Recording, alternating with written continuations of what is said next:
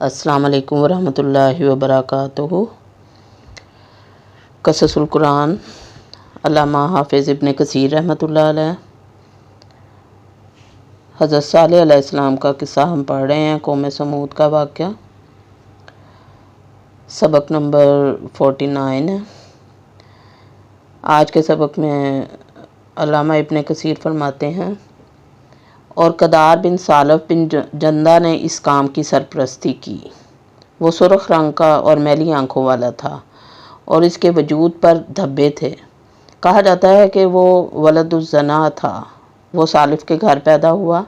حقیقت میں وہ ایک سبیان نامی آدمی کا بیٹا تھا، اور اونٹنی کے قتل کے متعلق ان کا متفقہ فیصلہ تھا۔ اس لیے اس کے قتل کو اللہ تعالیٰ نے سب کی طرف منسوب کیا اور فرمایا کہ انہوں نے اونٹنی کو قتل کیا، اگرچہ اس کے قتل کرنے میں صرف ایک شخص ملوث تھا۔ اور مفسرین حضرات میں سے ابن جریر نے ذکر کیا ہے کہ قوم سمود میں 2 عورتیں ایسی تھیں جنہوں نے اس اونٹنی کے قتل پر ابھارا۔ ان میں سے ایک کا نام صدوقہ بنت الحیا بن ظہیر بن مختار تھا۔ یہ ایک مالدار خاندانی عورت تھی۔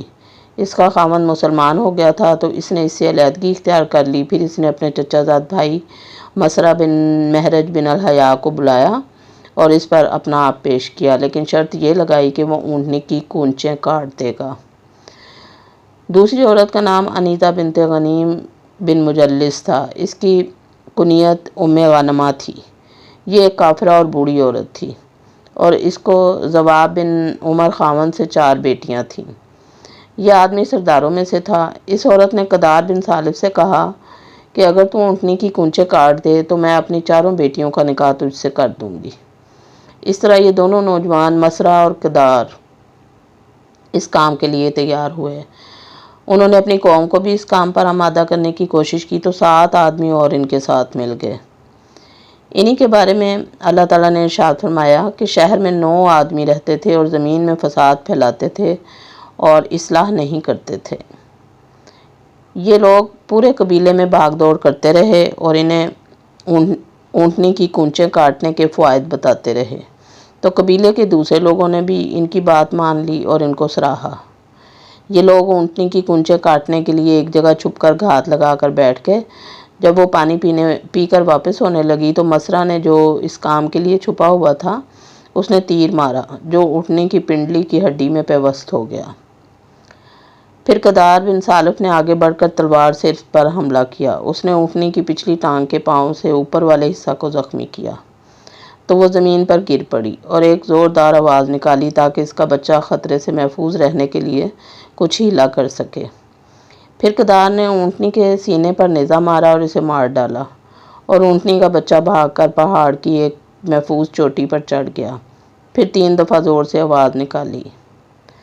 حضرت حسن رحمۃ اللہ علیہ سے مروی ہے، فرماتے ہیں کہ اونٹنی کے بچہ نے کہا، یا اللہ میری ماں کہاں ہے؟ پھر وہ ایک چٹان میں غائب ہو گیا۔ اور یہ بھی کہا گیا ہے کہ لوگوں نے اس کے پیچھے بھاگ کر اس کی بھی کونچیں کاٹ ڈالی تھیں۔